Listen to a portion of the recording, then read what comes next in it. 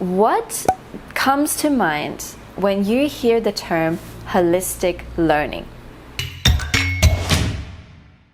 Hello, hola, привет, sveiki, konnichiwa, seja bem-vindo, welcome to Holistic Learning and Holistic Language Learning with me, Lina V. Now, in this video, I want to clearly explain to you what holistic language learning is and holistic learning. So I'm going to talk about the two, but I'm going to frame it with holistic learning being the overarching theme because, as you know, learning is something that can be applied to all aspects of our life. We are always learning, literally till the day that we die. And so that's why I'm going to call it holistic learning, but I'm going to weave it through the space of holistic language learning because that is my passion. I absolutely live and breathe languages. If you've been following my channel for a while, you will know that. And if you don't know me yet, welcome. It's a pleasure to have you here. But yes, holisticism is something that I live, I breathe, I embody also alongside languages. And so I brought the two together after a number of years of really trying to find a word or trying to find a space for what I lived essentially. I always loved personal development. I always loved fitness and well-being, and I tried to find a way to combine the two in a space that already was existing. And then I realized that it didn't actually exist, not in a way that was really simple, applicable, and you could actually kind of embody in a simple way. And so that's why I created holistic language learning and everything that you see here before you. So I'm going to start off by talking about what holistic learning is in a simple definition. And then I'm going to go into highlighting for you ways of being able to see when you come into a space and someone is teaching or talking about holistic learning or purporting to have a program that is about holistic education and, holistic language learning, to be able to define for yourself and discern for yourself, is this actually a holistic approach, or are they just jumping on a trend because it now suddenly is cool and trendy and has been popularized to talk about holism in that way, to talk about holistic language learning in that way, right? And so the key thing is that holistic learning is all about balance. Holistic learning is about not only embodying your mind and your body and your whole spirit, your emotions, and tapping into your well-being in that way, but it goes so much further, right?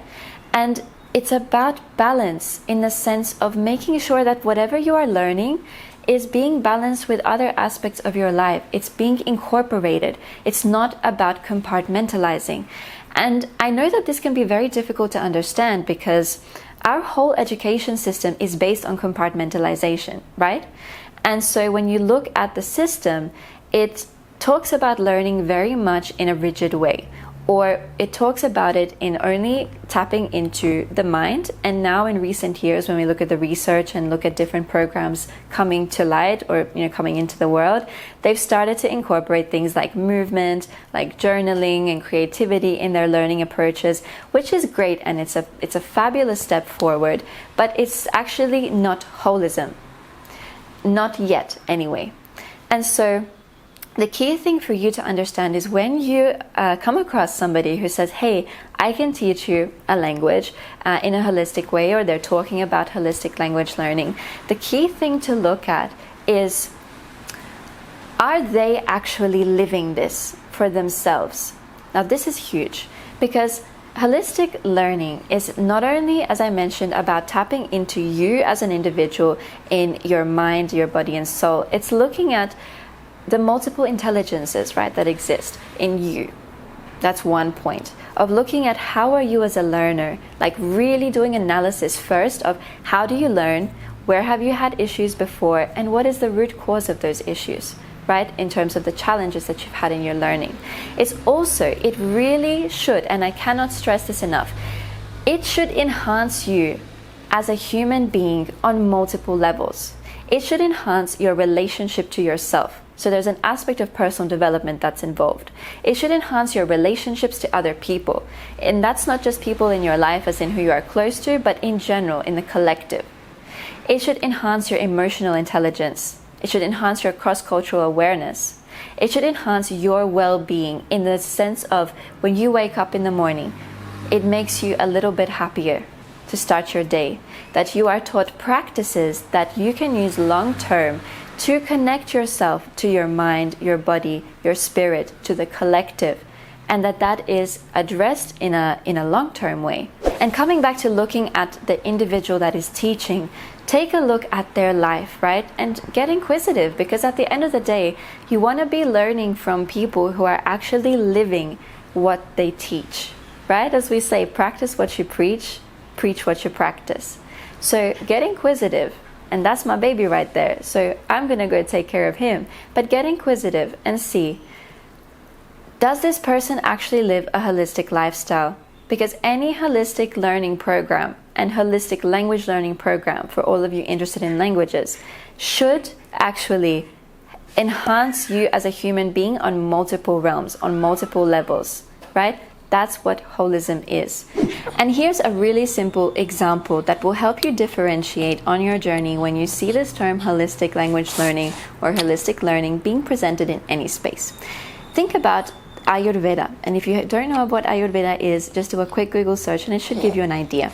But Ayurveda, to put it simply, is a holistic practice of health known from its origins in India that taps into the root cause of anything. It's about living a healthy lifestyle by understanding the elements of you, what makes you up. And so whenever there's an illness, it doesn't go to looking for a medicine or a quick fix. Yeah.